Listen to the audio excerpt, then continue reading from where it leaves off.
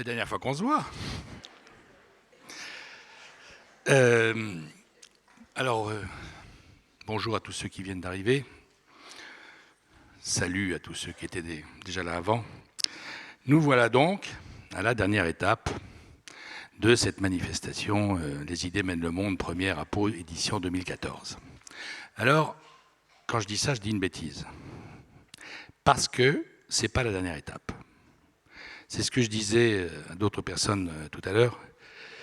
Pour faire ces rencontres publiques avec les gens les plus intéressants que je connaisse, depuis quelques années dans plusieurs villes de France, année après année.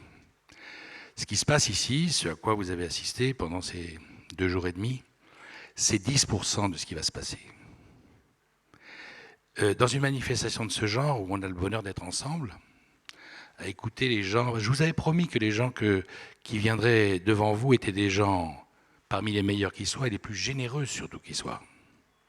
Ils ont parlé avec leurs tripes, avec leur tête, avec ce qu'ils savent faire, avec leurs bras. Voilà. Ça fait des réunions complètement différentes des autres, comme vous avez pu le voir peut-être. Et donc, ce qui s'est passé ici, ça résonne. Ça reste. Dans un mois, à l'occasion d'une conversation, va vous revenir quelque chose que vous avez entendu ou aimé ici, ou pas aimé, bien sûr. Mais ce que je veux dire par là, c'est que quelque chose se met en place. Et c'est pour ça que le rêve, ce que je disais tout à l'heure, l'idée de François Bayrou, le rêve, c'est très important. C'est ce que disait Kahn tout à l'heure, avec des utopies, comme ça on avance. Pour une grande manifestation à Pau, est-ce qu'il y aura du monde? Il n'y a pas du monde. Il y a la foule, la fierté. Et ce qui m'a beaucoup frappé, je vous le dis comme je le pense, je ne dis que ce que je pense, mais c'est l'enthousiasme.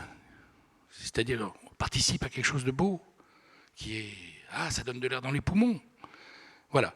Donc, c'est pas la fin de l'histoire de cette année, de cette édition. Ça continue. Ça continue. Alors, on va finir en marchant, avec Ruffin. Ruffin, c'est quelqu'un de la qualité de ceux que vous avez vus tout au long de ces 2 jours et demi. C'est quelqu'un, voilà. En plus, il faut être un peu ému, puisqu'on va recevoir un immortel. C'est toujours impressionnant.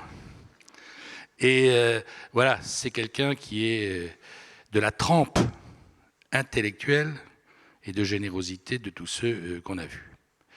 Donc on va parler de toutes sortes de choses, y compris de son livre sur Compostelle, parce que moi j'ai lu 150 000 livres sur Compostelle, enfin, en gros, quoi. Beaucoup se ressemblent, celui de Ruffin est différent. Voilà, c'est comme ça. Et il est assez passionnant et intéressant de suivre ce cheminement. Voilà, on va le recevoir, je vais le chercher. Merci.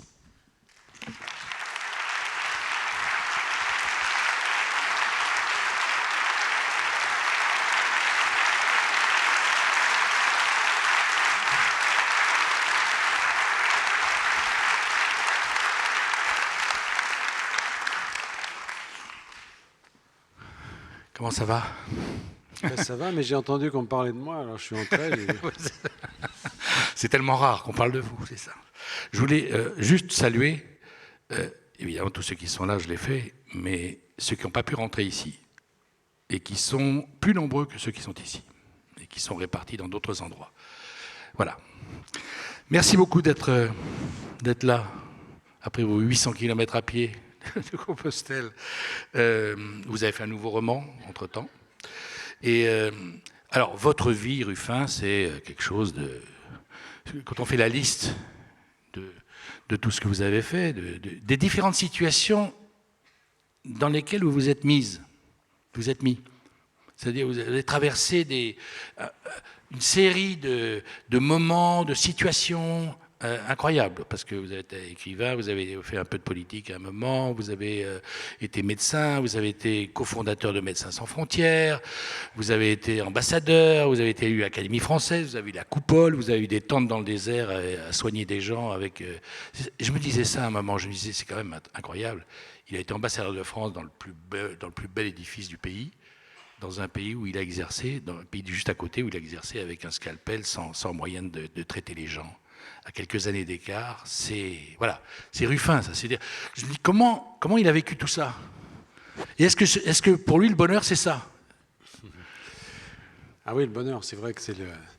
On reviendra toujours au bonheur, mais... Non, mais j'en Oui, profite. oui, mais J'en profite. merci de cette présentation et merci à tous d'être venus nous écouter aujourd'hui.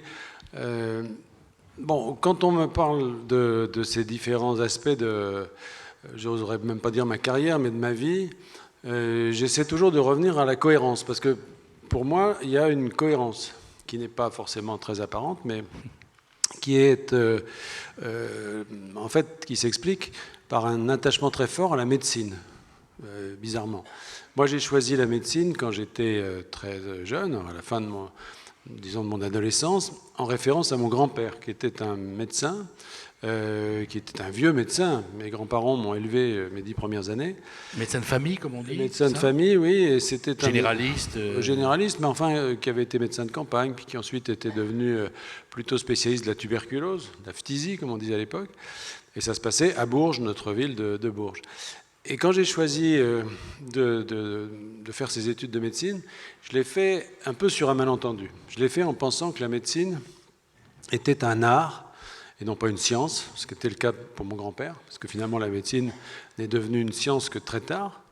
Et puis je pensais que c'était une discipline littéraire, parce que mon grand-père avait appris le grec, le latin, et voilà, pour lui c'était au fond la continuation de ses humanités, c'était ses études de médecine. Donc j'ai choisi ça comme ça, en pensant que c'était un métier littéraire et un métier d'engagement. Voilà. Et comme je n'ai pas trouvé ça dans mes études, parce que quand je suis arrivé, c'était devenu une science, bon, tant mieux. Quand je suis malade, je préfère aller voir un scientifique qu'un poète, à vrai dire, mais enfin...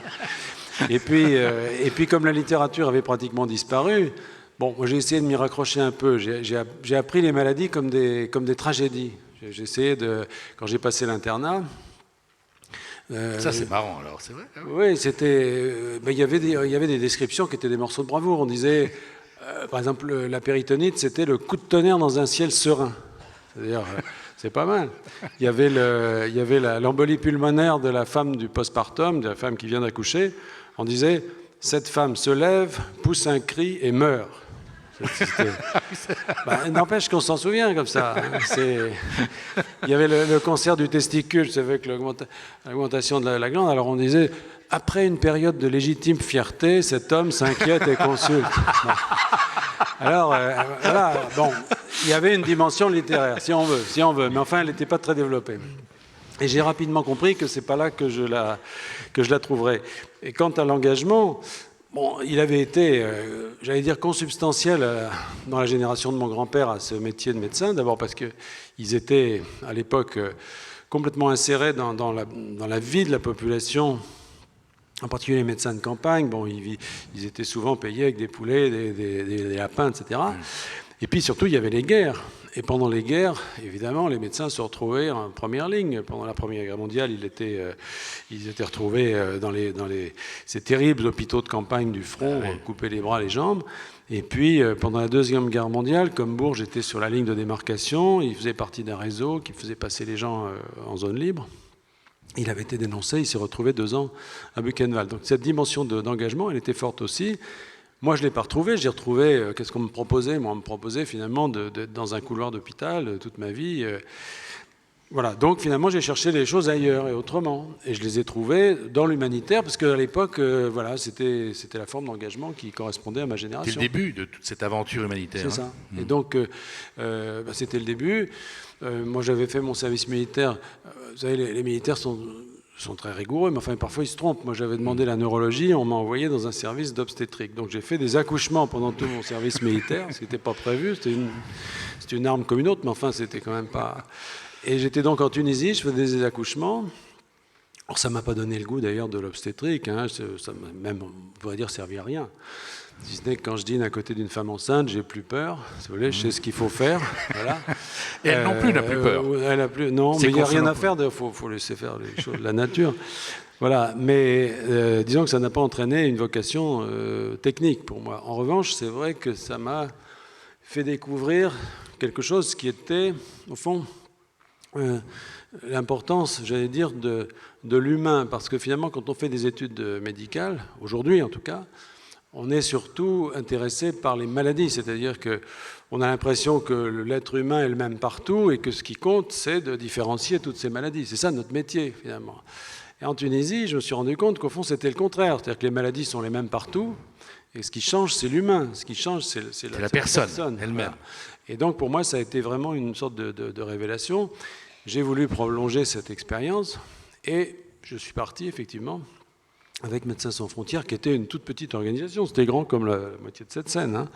C'était une bande de médecins, d'infirmières, etc., qui faisaient un peu tout. C'était très, très bricolé, à vrai dire. Hein. Mais il y avait une telle, comment dirais-je, une telle conjonction historique qui nous a servi, parce que finalement, c'était la période de la guerre froide, de ces conflits de basse intensité, où personne ne pouvait aller, l'Afghanistan, le Mozambique, l'Angola, le Nicaragua, que sais-je.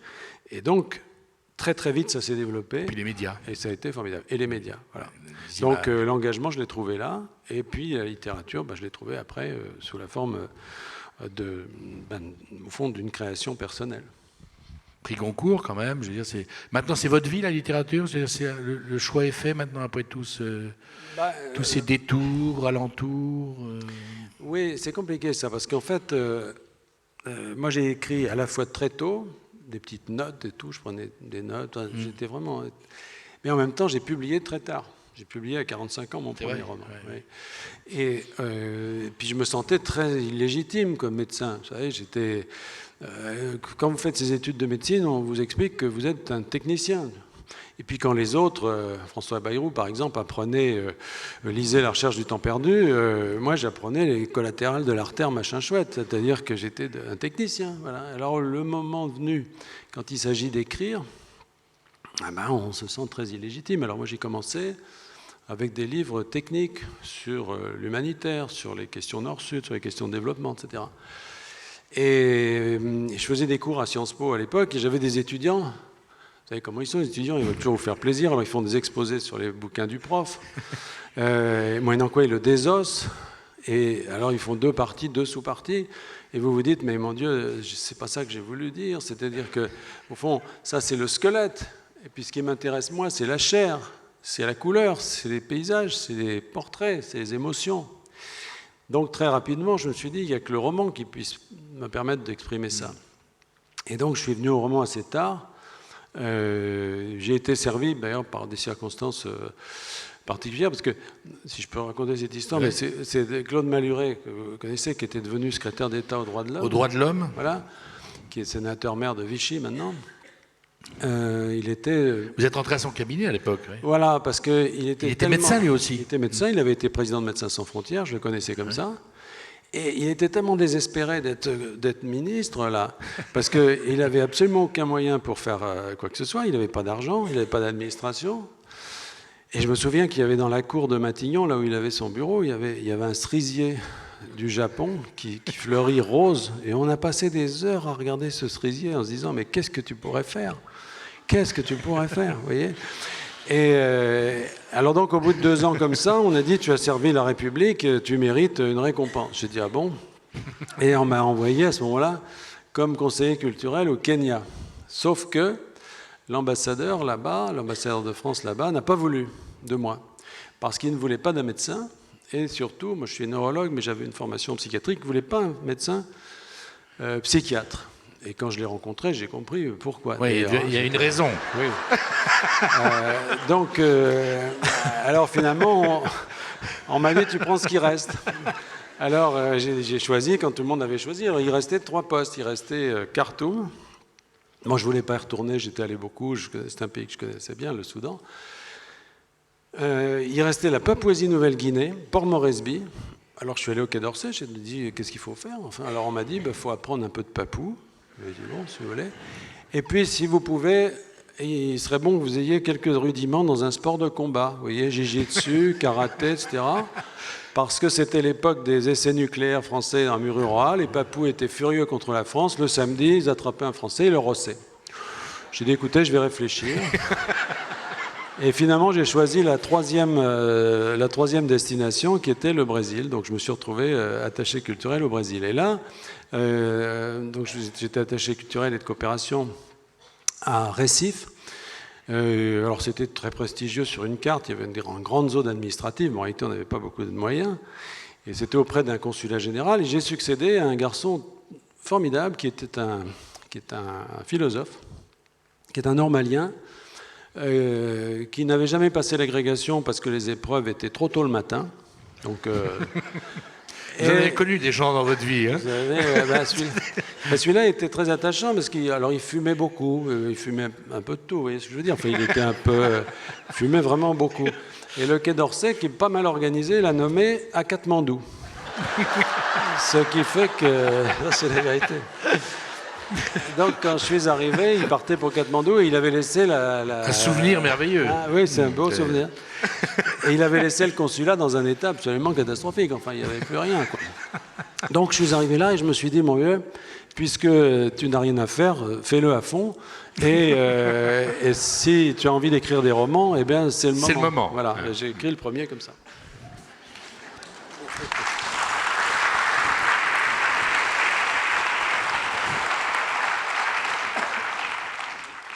Vous savez quoi? C'est marrant, mais en vous écoutant, je pensais au titre de votre livre, Immortelle randonnée, et je me disais, c'est bizarre, parce que le titre qu'il a donné à son livre sur Compostelle, c'est son histoire à lui. C'est quand même... voilà. Et c'est vrai qu'on a des randonnées dont on a envie qu'elles soient immortelles, et voilà, c'est dommage que ça doit s'arrêter un jour, tout ça. Alors, dans ce livre, Immortelle randonnée, vous parlez de... Alors, Compostelle malgré moi, vous dites, hein. Et alors, un des thèmes de votre livre, où on rit parfois, où de temps en temps c'est un peu plus triste, et puis de temps en temps c'est un retour sur vous-même. Mais alors, est-ce que c'est vrai, j'ai pas de soupçon sur votre état d'esprit, mais un garçon comme vous, qui avait traversé un certain nombre de choses, on se dit, est-ce qu'il a vraiment été emporté dans cette affaire de Compostelle sans l'avoir décidé? C'est ça... Parce que c'est ce que vous dites. Vous dites, finalement, je me suis trouvé embringué d'un truc à l'autre, et hop, ça y est, je suis parti. On se dit, quand même, Ruffin, c'est pas un poulet de l'année. C'est pas, hein? Non, mais d'abord, si vous voulez, quand je parle à des pèlerins, j'en rencontre beaucoup. À faveur de ce livre, j'en ai rencontré beaucoup. Ah oui. Il y a énormément de gens qui voudraient faire Compostelle et qui s'y préparent depuis très longtemps. Parfois, ils n'ont pas le temps, mais ils se disent « un jour, je le ferai ». Et ils lisent tout, ils connaissent tout sur le chemin avant de l'avoir fait. Moi, ce n'est pas mon cas. Je ne connaissais pas particulièrement le chemin. J'en avais bien sûr entendu parler, mais je n'étais pas familier de ce parcours. Et en fait, quand je suis rentré de ces 3 années au Sénégal, où j'avais rempli ces fonctions très difficiles d'ambassadeur, dans un pays passionnant mais difficile, parce que les relations avec la France sont complexes. On est au cœur vraiment de la France-Afrique, si je puis dire. C'est notre plus grande ambassade en Afrique, c'est une de nos plus grandes ambassades dans le monde même. Donc, quand je suis rentré, il fallait que je me désintoxique un peu des heures de la République. Vous savez, ça devient une drogue au bout d'un moment. Alors vous rentrez, où est mon chauffeur, où sont les trucs? Non, il n'y a plus rien. Tu marches à pied et puis tu te fais à bouffer. Donc, ce qu'on peut vivre comme une sorte de privation, en disant j'ai perdu quelque chose, il faut au contraire le transformer en quelque chose de positif. Et le mieux, je me suis dit à ce moment-là, le mieux pour ne pas justement vivre ça comme une privation, pas comme une déchéance. Ouais. Déchéance, c'est au contraire de revenir, de s'alléger et de se dépouiller volontairement, c'est-à-dire de revenir vraiment à la situation la plus fondamentale, la plus élémentaire, qui est celle du marcheur, qui est celle de celui qui marche et puis qui se livre finalement aux autres, aux éléments, etc., sans protection, sans rien d'autre que ses pieds, voilà, et puis qui dort un peu partout. Donc c'était ça le projet. Alors, il se trouve que je vis maintenant beaucoup dans les Alpes, que je ne connais pas, je bats ma coulpe en étant ici, les Pyrénées, et que je me suis dit, je vais découvrir les Pyrénées. Et je voulais faire ce que vous appelez la haute route pyrénéenne. Hein. Il y a 2 GR, mais il y a aussi la haute route pyrénéenne qui traverse les sommets pyrénéens. Je m'étais beaucoup renseigné là-dessus. Ça part soit de Collioure d'un côté, soit d'Hendaye de l'autre, et ça traverse par les sommets. Moi, j'avais choisi de partir d'Hendaye. Bon. Et puis, cette haute route pyrénéenne, elle est traversée plutôt par les chemins de Compostelle. Elle est traversée d'abord à Hendaye, bien sûr. Elle est traversée à Saint-Jean-Pied-de-Port, à Roncevaux. Elle est traversée au Somport. Elle est traversée un peu partout par les chemins de Compostelle. Donc, évidemment, comme plan B, j'avais regardé un petit peu ce qui pouvait se faire.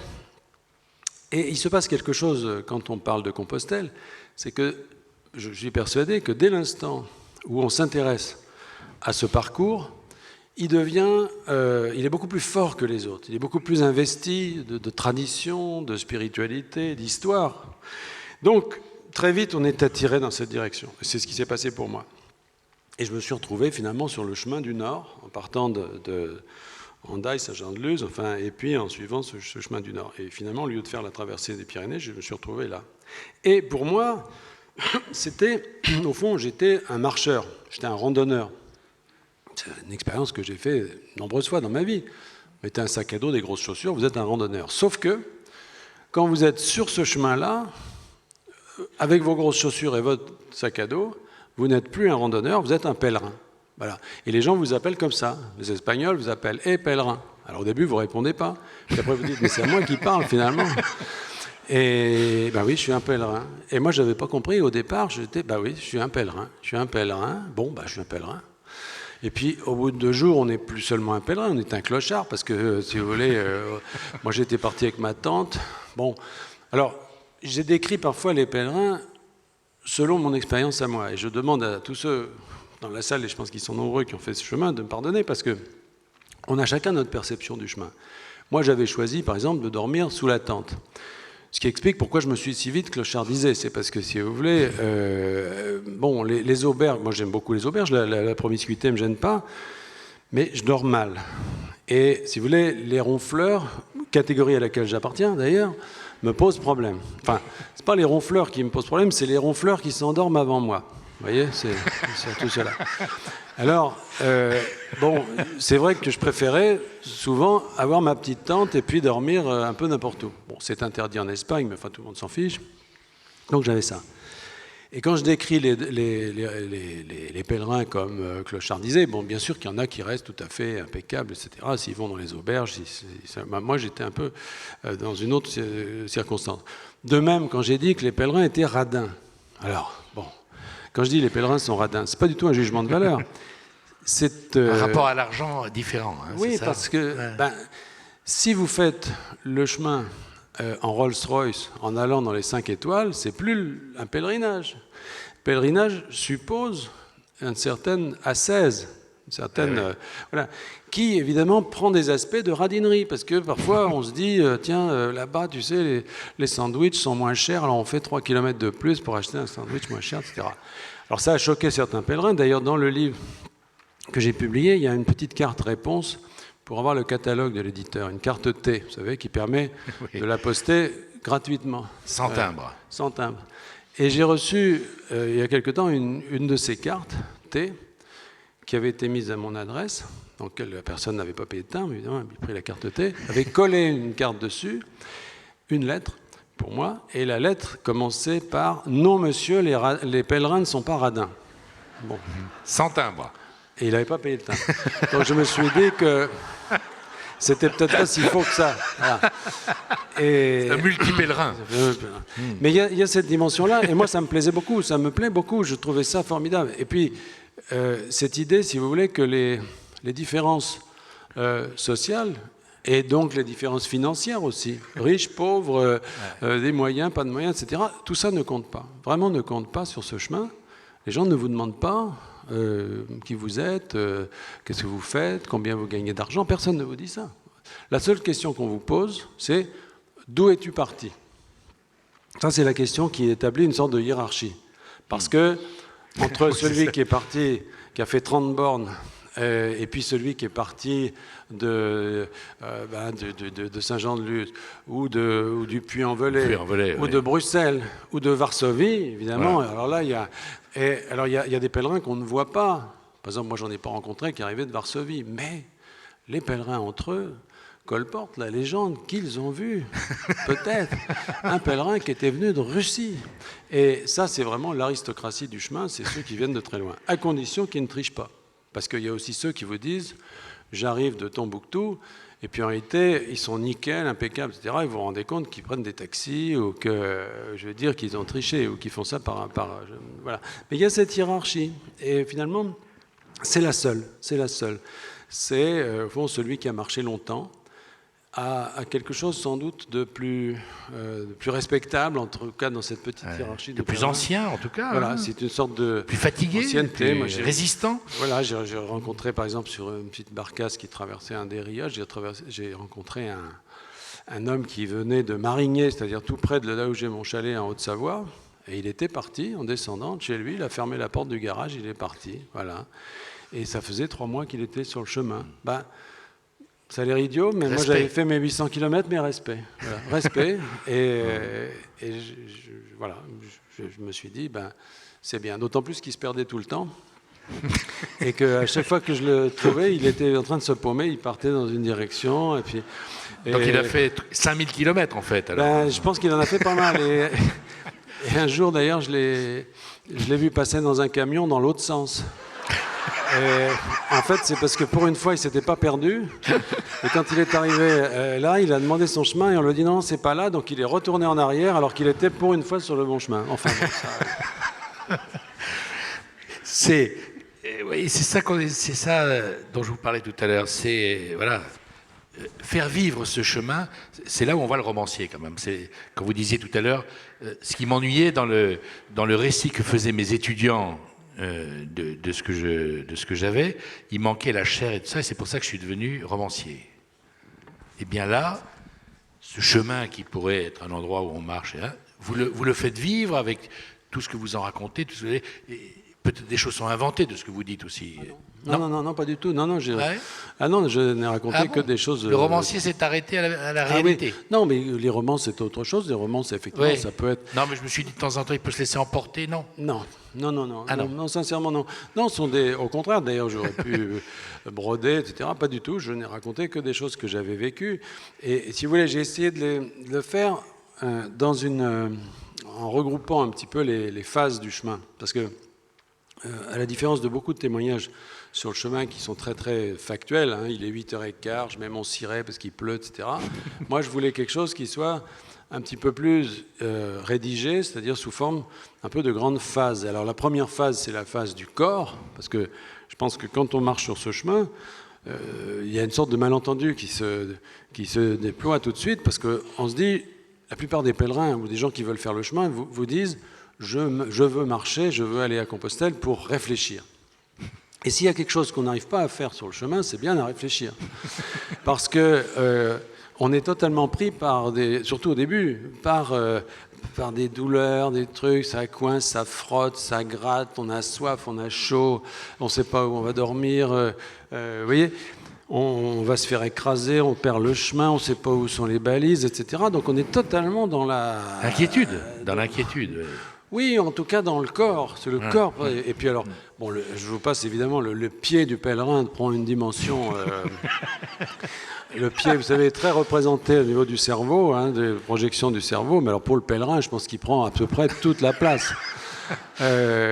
Et à chaque étape, vous avez dans les pharmacies, vous avez des pèlerins qui viennent acheter des trucs à se mettre sur le pied. Comme en général, ils ne parlent pas espagnol, ils posent le pied sur le comptoir. Enfin, c'est un enfer. Donc ça, c'est vraiment la première phase. Et c'est vrai que cette dimension du corps prend beaucoup d'importance et elle surprend parce que, bon, moi, je me sentais plutôt en forme, je fais pas mal de sport. Un alpiniste, vous grimpez, etc. Oui, mais alors, marcher, c'est différent. Marcher 8 heures tous les jours avec un sac sur le dos. Ça n'a rien à voir avec du sport, en fait. Non, enfin, c'est un sport, mais qui sollicite des parties de votre corps, si vous voulez, que vous n'avez pas forcément l'habitude d'entraîner, puis ça frotte, puis c'est une sorte d'usure. C'est pas violent. Violent, c'est pas un effort particulièrement intense, mais c'est très prolongé, très régulier, tous les jours, etc. Et donc, il y a tout un tas de désagréments. Alors après, la deuxième phase. On se dit quand même, je ne suis pas venu là uniquement pour m'occuper de mes pieds. Je veux dire, c'est pas possible. Il y a une sorte de révolte.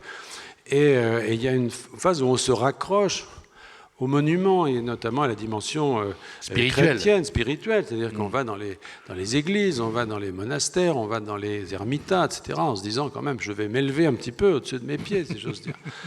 Et pendant un certain temps, on se raccroche à ça. Chapelle après chapelle.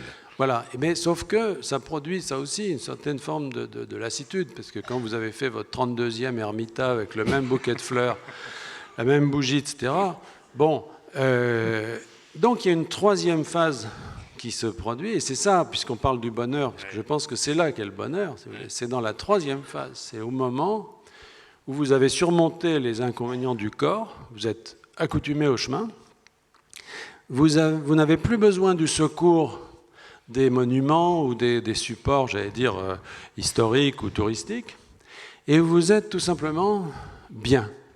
Voilà. Alors vous êtes bien. Alors être bien, c'est un état particulier, c'est le bonheur, en effet. Mais c'est un bonheur un peu niais, vous voyez ce que je veux dire. C'est-à-dire que le martèlement des pieds sur le sol, comme ça, pendant des jours et des jours, voilà, vous a complètement vidé la tête. Donc, vous n'avez plus aucune distance entre vous et le monde, entre vous et les autres. Vous accueillez tous les autres avec bonheur. Bonjour. Et c'est vrai, vous êtes bien. Et alors, par exemple, j'ai un souvenir comme ça, quand je suis entré en Galice, qui est donc la dernière province espagnole, là où se trouve Saint-Jacques-de-Compostelle. Donc pour les Espagnols, c'est une importance particulière. Entrer en Galice, c'est déjà très important. D'ailleurs, en Galice, les coquilles s'inversent. Les coquilles qui sont dirigées jusque-là dans le sens du foyer, quand on les suit comme ça, elles changent de sens. Elles vous regardent. Et voilà, il faut les prendre. Mais sinon, rien ne marque l'entrée en Galice. Il n'y a pas de borne, il n'y a pas de frontière, évidemment. Alors, moi, je savais que je devais entrer en Galice ce jour-là. Je marchais. Il y a un col qui s'appelle le col de Acebo, là, qui est assez moche d'ailleurs, avec des éoliennes et tout. Et il y avait un pèlerin devant moi qui était à, je sais pas, 200-300 mètres et qui devait marcher à la même vitesse parce qu'il était toujours un peu devant moi. Puis à un moment donné, il s'arrête. Donc évidemment, je me rapproche, puisque moi je continue à marcher. Et il m'attendait. Et il m'attendait parce que sur le sol, la poussière du sol, je sais pas, il y avait une ligne qui avait été tracée avec le bout du pied par quelqu'un. C'était l'entrée en Galice. Alors il était devant la ligne. Alors j'arrive, il me prend la main. Et on a sauté à pieds joints par-dessus la ligne. Vous voyez ? Et puis il m'a dit au revoir. Et c'était le bonheur, vous voyez ? C'était le bonheur.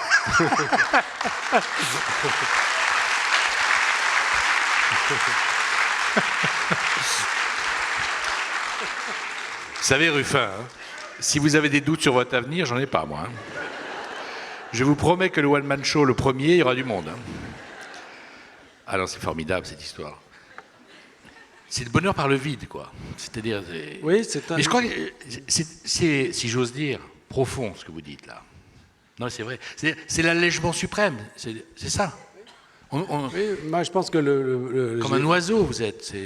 Oui, un oiseau qui marche quand même. Qui marche. Parce que, vous sentez plus que vous marchez, d'après ce que vous dites. Oui, oui. Bon, enfin, un oiseau qui marche, c'est encore plus rigolo, un oiseau qui marche. Ouais. Oui, une sorte d'oiseau mazouté, si vous voulez. Enfin, non, mais il y a une sorte de... Si vous voulez, comment dire je pense que... Moi, j'ai écrit d'ailleurs que c'était un chemin bouddhiste. Ça ne veut pas dire qu'il ne soit pas chrétien, bien sûr, il est chrétien dans son histoire, il est chrétien dans ses monuments, dans ses références, dans sa spiritualité, bien sûr. Mais ça va bien au-delà, parce qu'il n'y a pas que des chrétiens qui suivent ce chemin, il y a toutes sortes de gens. Ou alors il y a des gens d'origine chrétienne, mais qui ne sont pas forcément croyants. Il y a vraiment de tout sur le chemin.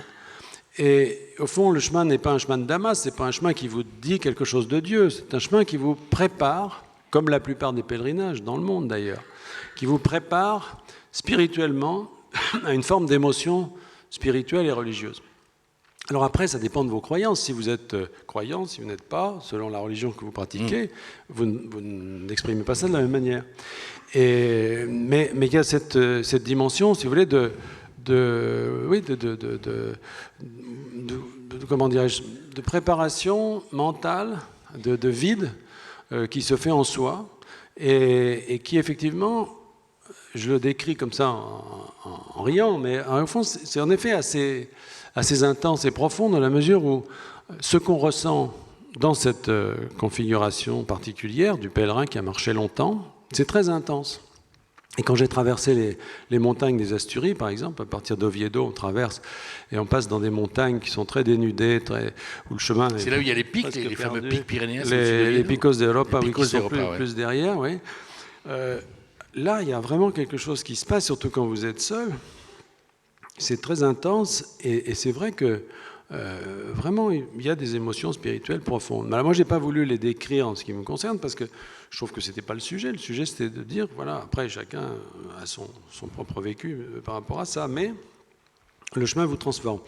Et puis, il y a ce processus qui conduit à ça, justement, qui est l'allègement. C'est-à-dire qu'on s'allège parce qu'on a tendance à prendre trop de choses avec soi. Quand on part pour marcher... Principe de précaution, quoi. Principe de précaution. Névrose, parce qu'en réalité, comme disent les gens qui ont travaillé là-dessus, il y a des sites internet maintenant de marcheurs qui travaillent sur la marche ultra-légère, notamment, hein, qui deviennent presque des obsessionnels du poids, chaque gramme est compté. Mais ils vous disent, le poids, c'est de la peur. C'est pas faux. C'est pas faux. Si vous mettez un pullover, bon, ou une polaire, c'est bien. Si vous mettez 3 polaires, c'est qu'il y a quand même un problème. Vous avez peur du froid, là. Vous voyez, il y a des gens qui vont mettre 5 paires de chaussettes et un seul slip, par exemple. Enfin, bref. De quoi ont-ils peur? Vous voyez ce que je veux dire?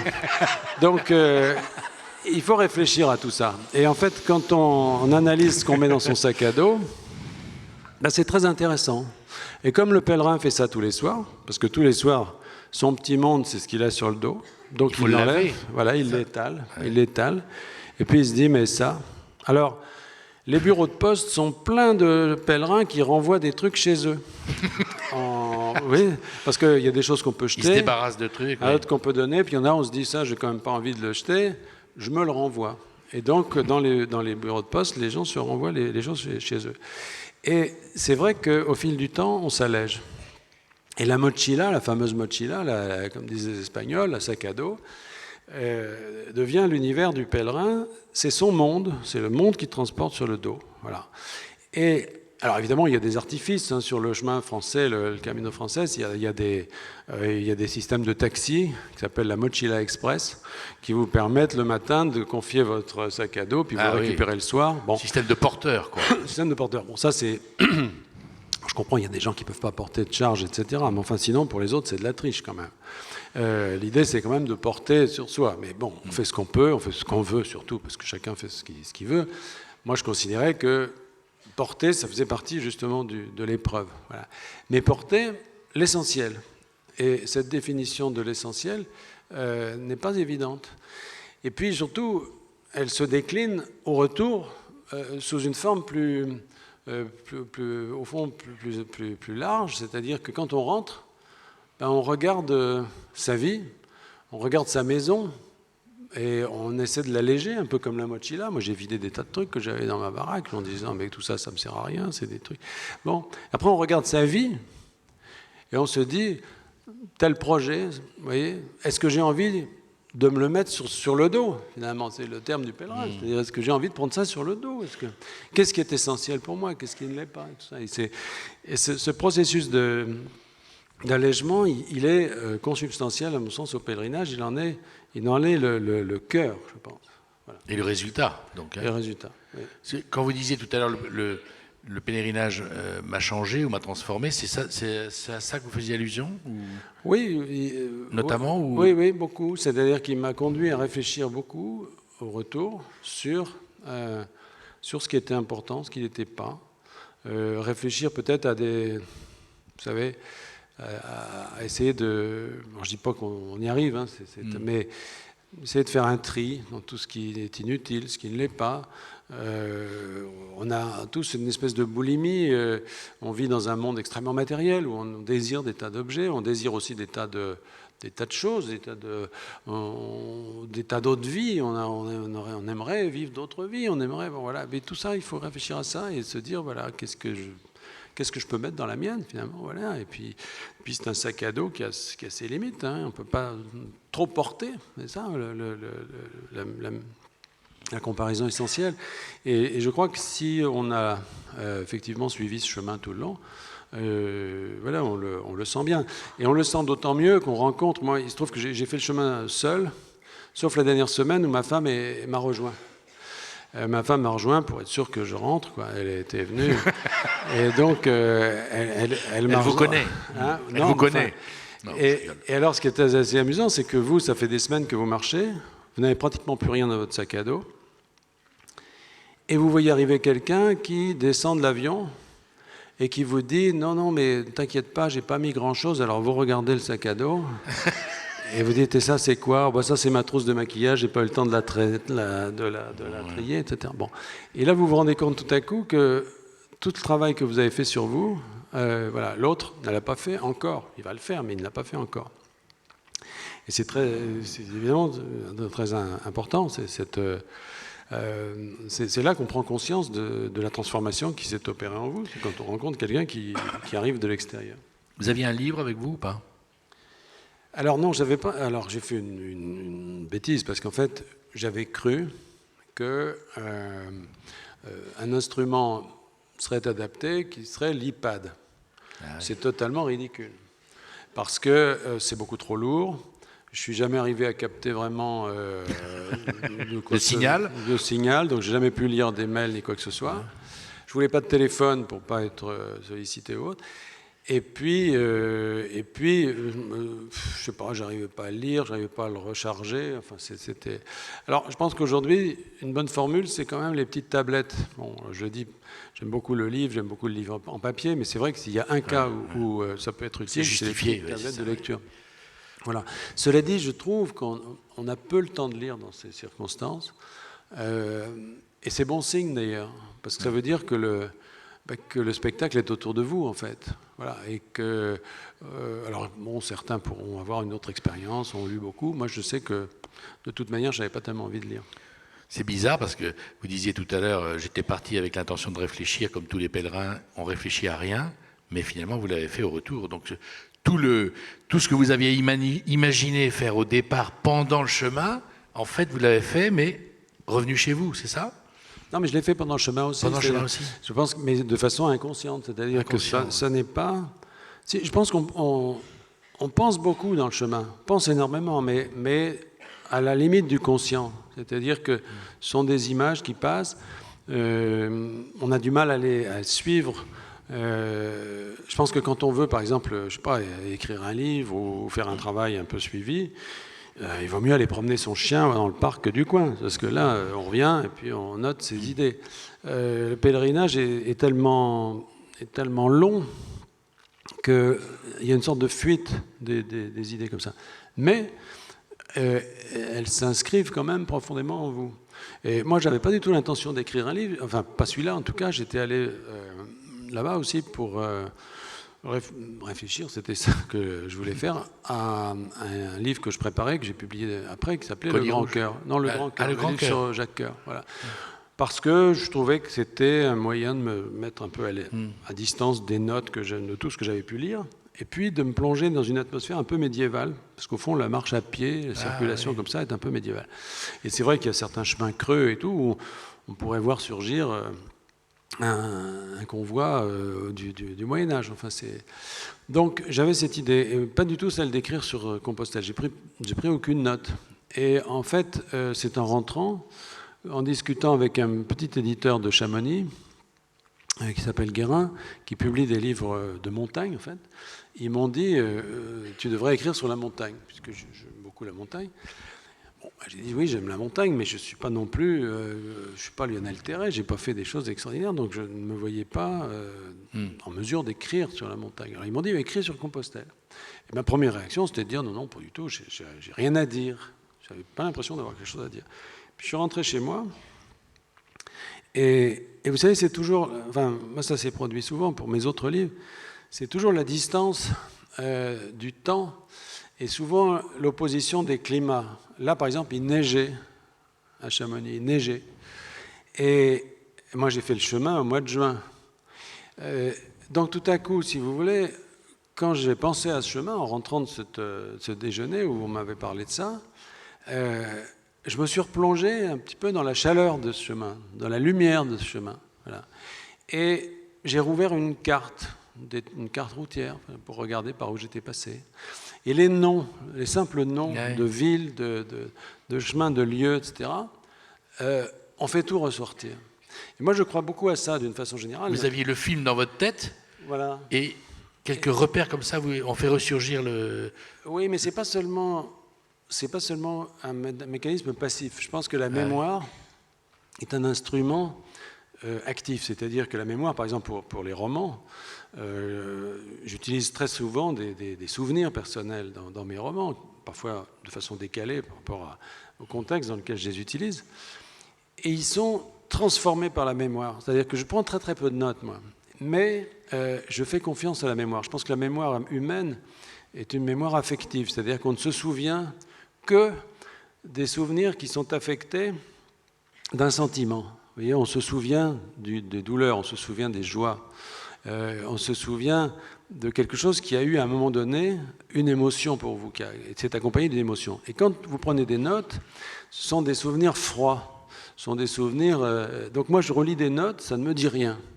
En revanche, si un événement a été accompagné de ces émotions, il est là, il est toujours là, et il va ressortir, il va ressurgir. La mémoire va le conserver et va même le mettre en avant, et parfois même des choses que j'ai cru avoir oubliées, vous voyez, parce qu'elles sont connotées affectivement. Et c'est ce qui s'est passé dans ce cas, c'est-à-dire que j'aurais pris des notes au jour le jour, je pense que ça n'aurait pas eu de vie. Vous voyez, alors que là, ce qui ressortait, c'était toujours des choses qui m'avaient fait rire ou qui m'avaient fait, bon, je dirais pas souffrir, mais enfin en tout cas qui étaient liées à une douleur, à une difficulté, à un effort, à quelque chose. Voilà. Et donc, il faut laisser la mémoire parfois travailler. C'est ce que j'ai fait dans ce cas-là. Je reviens en arrière juste une seconde avant de passer à autre chose. Vous avez dit tout à l'heure, je ne l'ai pas écrit dans le livre, mais lors de cette marche, j'ai été saisi par, voilà, par des émotions, des choses que je n'imaginais pas. Je ne vais pas rentrer dans le détail, mais donc ça, vous avez trouvé quand même, alors dans ce chemin, sans que vous me disiez ce que vous n'avez pas envie de dire, mais vous avez, qui n'est pas dans le livre, c'est pour ça que je vous en parle ici, vous avez trouvé quelque chose qui a été, voilà, beaucoup plus fort que vous n'imaginiez. Mais certainement. Hein, c'est un chemin dont la teneur spirituelle est extrêmement forte. Simplement, elle n'est pas forcément là où on l'attend. Elle n'est pas forcément dans les monuments ou dans les... Bon, il y a des monuments ou des lieux très, très, très émouvants. Par exemple, les pèlerins ont coutume de dire qu'Oviedo, par exemple, est une sorte de capitale spirituelle du chemin, avec notamment ce Christ qui est particulièrement saisissant à Oviedo. Mais curieusement, moi, c'est plutôt dans un processus de contact avec la nature que j'ai pu sentir des émotions spirituelles. Bon, c'est toujours été, au fil du temps, ça a toujours été un élément très important, cette montée, ce processus de montée comme ça vers montée physique, j'entends, comme ça, d'élévation. Et vraiment, les montagnes des Asturies, pour moi, ont été un moment de contact et de réflexion et d'émotions spirituelles très fortes. Oui.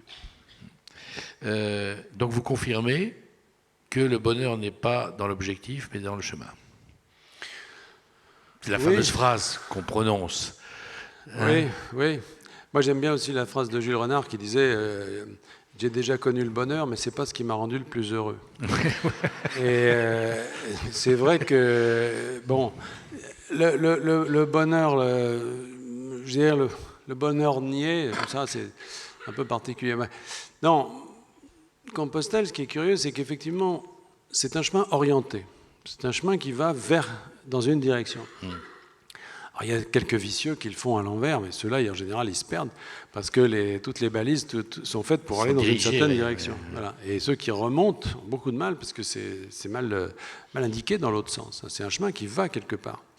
Donc, c'est un chemin qui est tendu vers un but, vers une arrivée, vers un lieu. Et ce lieu, on l'imagine de façon de plus en plus fantasmatique. Enfin, on vit avec presque au long du chemin. Et puis un jour, on l'atteint. C'est-à-dire qu'on arrive à Santiago. Alors déjà, Saint-Jacques de Compostelle, comme toutes les villes sacrées, c'est aussi une ville Donc, il y a aussi des garages Volkswagen, des Conforama, des trucs, des boulevards périphériques, etc. Et là, le chemin, d'ailleurs, est assez mal tracé dans la ville, ce qui fait qu'on manque vraiment de se faire écraser quand on veut atteindre le Casco Viejo, là, le centre-ville. Quand on a survécu à ça, et qu'on arrive dans le centre-ville, par la porte dite des pèlerins, bon, il y a une deuxième chose qui vous frappe, c'est les marchands du temple. Parce qu'il y a des petites boutiques qui vous vendent la coquille Saint-Jacques sous toutes ses formes. C'est-à-dire le porte-clés, le collier de chien, enfin tout. Vous avez des coquilles Saint-Jacques de tout, ad nauseam, quoi. Donc il y a les marchands du temple. Et puis après, vous arrivez à la basilique. Alors ouf, j'arrive à la basilique. Bon. Sauf qu'à la basilique, au moment de suivre la messe des pèlerins, ben, le pauvre pèlerin qui a marché, qui s'est pris la boue dans le chemin, etc., tout le long. Il n'est pas présentable.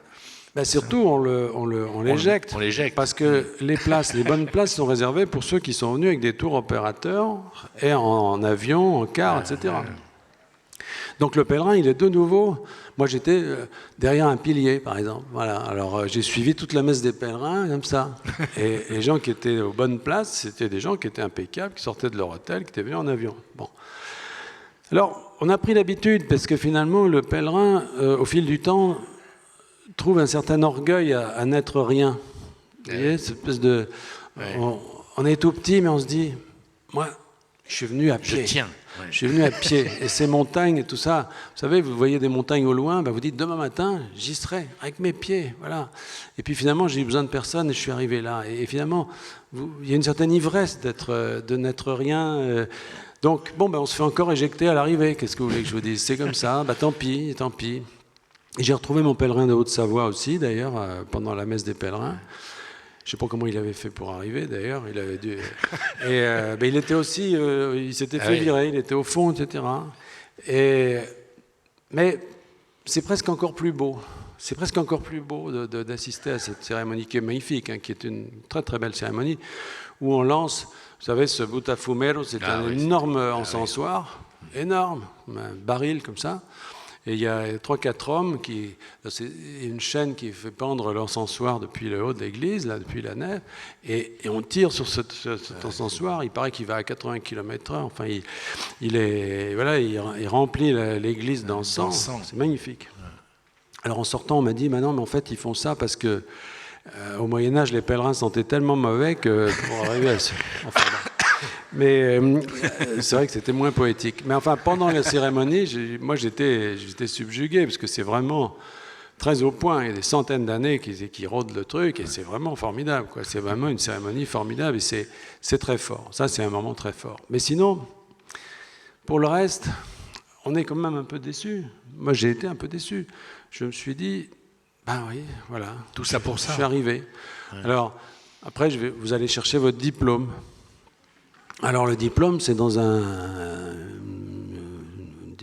cette maison qui appartient à la municipalité. Bon, il y avait beaucoup de monde, beaucoup de cyclistes, qui étaient en maillot avec les chaussures comme ça, vous savez. Et bon, déjà, ça vous gêne parce qu'on va leur donner le même truc. C'est ridicule, mais vous êtes venus à pied, vous dites, mais oui, c'était en vélo quand même, c'est pas... Bon, on leur donne la même chose. Et puis vous ressemblez à Jean Valjean, il ressemble à Contador, c'est pas normal, c'est un truc... Alors on vous donne ça, et on vous donne votre papier, et puis, comme toujours, quand on accomplit quelque chose, il y a un phénomène de vide, quoi. On se dit, bon, ben voilà, c'est tout.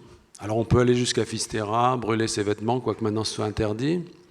Vous savez, on peut aller jusqu'au bord de la mer. Jusqu'à l'océan. Ouais. Voilà, bon, ça rajoute 3 étapes, c'est pas... Enfin, on a compris le principe. Et on est arrivé. Et tout à coup, on se dit, voilà, ce chemin était orienté, mais finalement, l'arrivée n'est pas l'arrivée. L'arrivée vous renvoie sur le chemin. C'est-à-dire que l'essentiel, c'est le chemin. Et c'est pour ça que les gens repartent. Et c'est pour ça que je rencontre énormément de pèlerins qui ont fait 4, 5, 6 fois le chemin, le même, celui-là ou un autre, parce que, au fond, ce qu'ils ont vécu n'a pris son sens qu'à l'arrivée, mais pas par l'arrivée, c'est-à-dire par le chemin lui-même. Mais vous dites à la fin du livre, je ne vais pas tarder à reprendre la route. C'est une expression ou bien c'était je vais recommencer cet exercice-là? Parce que reprendre la route, c'est un terme générique. Non, c'était. Enfin, quand j'ai écrit le livre, j'étais vraiment profondément convaincu que j'étais tellement dedans que j'allais repartir. Et puis ce qui s'est passé, c'est qu'en fait, le livre était une manière de refaire le chemin. Et voilà. Alors, c'était une manière de refaire le chemin. Puis après, il se trouve que ce livre a eu énormément de succès. C'est vraiment une des plus grosses, le deuxième après le concours de Pierre Lemaitre l'an dernier. Livre qui s'est énormément vendu. Et on m'a demandé de venir un peu partout. 300 000, 400 000 exemplaires. Oui, presque, oui. J'ai pas tout accepté, mais j'ai fait beaucoup de rencontres. Donc, d'une certaine manière, beaucoup de rencontres avec des pèlerins, beaucoup de rencontres autour de ce chemin. Ce qui n'était pas du tout prévu, ça devenait d'ailleurs étonnant. Et donc, le livre m'a empêché de refaire le chemin, d'une certaine façon. Voilà. Mais j'ai bien l'intention de le faire de nouveau, mais simplement, si je le fais, je préviendrai personne, parce que je trouve absolument bizarre, quoi. L'idée, je vise personne, mais enfin, il y a quelques personnalités qui marchent et qui ont derrière eux une meute de journalistes ou qui sont présents à tous les directs, etc. Bon, je trouve ça un peu... sur Internet, des selfies de tous les côtés. Tous les soirs, le blog, machin. Bon. On ne dira pas les noms. Non. Mais pour moi, c'est pas l'esprit. Après tout, très bien, ils font comme ça, très bien. Mais moi, je considérais que c'était pas ça. L'idée, c'était justement l'oubli total, la rupture vraiment totale, pendant un temps qui est limité forcément, mais avec quelque chose de l'ordre de l'évasion, je pourrais dire.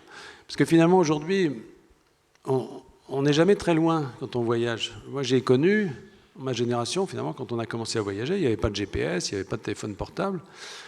Il y avait des moments, quand on était en Afrique, quand on était dans le Sahara, on avait vraiment l'impression d'être loin de tout. C'est-à-dire que si on était malade, si quelque chose vous arrivait, je veux dire, il n'y avait personne pour vous secourir, et votre famille l'aurait su peut-être 3 semaines plus tard. Bon.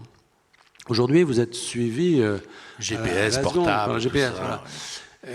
Donc, je trouve que ce type de voyage, on peut le faire avec un GPS, bien sûr, mais l'avantage, c'est qu'on peut aussi le faire en rupture complète, quoi, si on peut. Vous êtes dans quelle situation aujourd'hui, Jean-Christophe Rufin? Vous êtes définitivement écrivain, ou bien vous avez envie de rajouter à la panoplie dont on parlait au début une expérience que vous avez envie de tenter, dont vous sentez que vous avez les forces de l'entamer? Je suis très partagé, parce que si vous voulez, j'ai la chance, on n'est pas nombreux en France, de pouvoir vivre de ce que j'écris, de ce que je publie. Et en même temps, je pense profondément que les livres se nourrissent de la vie. Et que si on ne vit pas soi-même, si on n'a pas une expérience profonde de la vie... On appauvrit l'écrivain. Voilà. Alors, bien sûr, on peut dire on a vécu. Quand j'ai succédé à l'Académie, à Henri Troyat, j'ai dû faire son éloge, et j'étais très fasciné de voir que cet homme, qui avait une œuvre foisonnante, une œuvre extraordinairement multiple, avec des personnages, des centaines de personnages, des décors, des aventures extraordinaires. Henri Troyat n'a pratiquement... Jamais vécu. Pas vécu. Oui. Il a toujours refusé d'y retourner. Voilà, jamais allé en Russie, jamais de voyage. Il vivait dans sa maison, dans son appartement de la rue Bonaparte, où il avait reconstitué une sorte de cocon russe. J'ai été chez lui, je me souviens très bien. Ouais. Alors on dit qu'il écrivait debout. Il a fini par s'asseoir quand même, parce que. Mais il était. Avec le nombre de pages qu'il a écrit, je pense qu'il a dû s'asseoir. Oui, parce qu'à la fin on m'a dit en fait il écrivait plus debout depuis un moment, mais bon. Mais pas de voyage, pas de maîtresse non plus. J'ai cherché, je n'ai pas trouvé. Enfin rien. Je dis pas. Enfin. Voilà, il n'y avait pas grand-chose à quoi s'accrocher, si vous voyez ce que je veux dire. Non, mais il y a des personnages pour lesquels on a des aspérités, il y a des trucs, rien. Et je me disais, comment il pouvait... Comment il a fait? D'où il sortait tout ça? Parce que ça heurtait une conviction profonde chez moi, qui était qu'on ne peut écrire qu'avec sa vie. Bon. Mais en s'y penchant un peu plus, je me suis rendu compte qu'au fond, Troyat avait eu une vie. Sauf qu'il avait eu une vie extrêmement intense, mais avant. C'est-à-dire, c'est la vie d'abord de sa famille, ces Tcherkesses arméniens qui étaient venus à Moscou, qui avaient ensuite connu la révolution, l'exil. Il avait 6 ans au moment de la révolution russe. Il y avait des événements auxquels il ne pouvait rien comprendre. On se battait dans la rue devant chez lui. Il sortait, il ramassait les douilles chaudes qui étaient sur le trottoir, des choses qu'on retrouve dans ses livres. Ensuite, il part en exil avec sa mère, parce que son père était parti d'un autre côté. Ils se perdent. Ils sont dans des wagons de marchandises. La paille s'enflamme sur les bogies chaudes du train, etc. Tout ça qu'on retrouve dans ses livres, il l'a vécu. Mais il l'a vécu à un âge où il ne pouvait pas en faire usage. Et finalement, tout ça s'est accumulé en lui.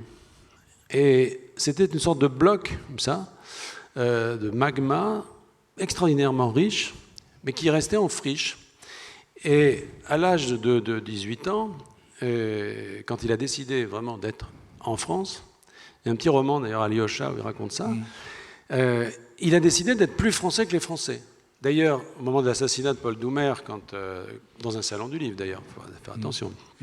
En sortant par un Russe. C'était un Russe qui s'appelait Gorgoulov qui lui a tiré dessus.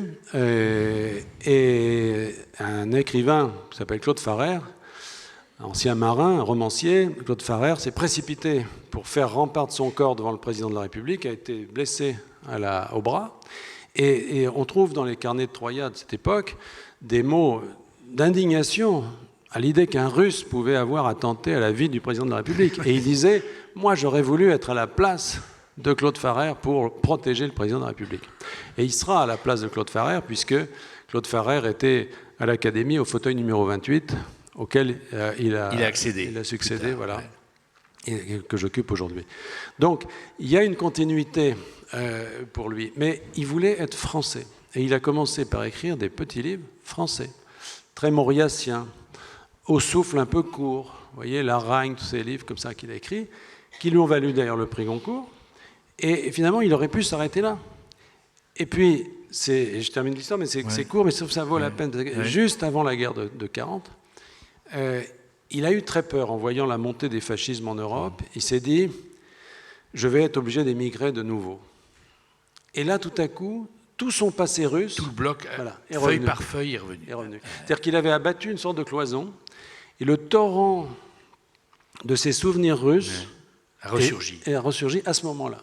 Et là, il était en prise avec une sorte de source de vie et de souvenirs qui va nourrir toute son œuvre.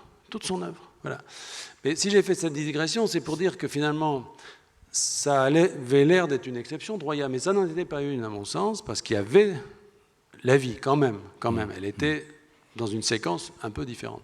Moi, je n'ai pas cette source en moi. Je n'ai pas quelque chose qui me serait arrivé, une sorte comme ça, de cristal, de sous-sol, vers lequel je pourrais me retourner pour continuer, au fond, à travailler sans vivre. J'ai besoin de l'expérience de la vie.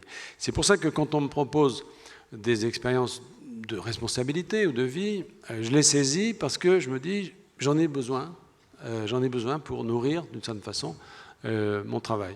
Et c'est comme ça que je me suis retrouvé ambassadeur de France au Sénégal. On me l'a proposé. On m'a dit, tu peux réfléchir, tu as 10 minutes. Donc, je dis, ne presse pas. Voilà, prends ton temps. J'ai dit, bon, j'y vais. Et la prochaine étape La prochaine étape, j'en sais rien, parce qu'au fond, je laisse les choses ouvertes. Là, je viens de passer 2 mois en Afrique, dans un hôpital de Brousse. C'était une manière aussi de renouer avec l'action, avec la vie. Si vous voulez, je ne fais pas du tout un plan de carrière, dans le sens où, voilà. Donc, je laisse la vie ouverte. L'inconnu se présenter. Les choses se présenter en fonction des envies, en fonction des possibilités qui me sont données, et en sachant que voilà, je continue quand même à travailler, à écrire.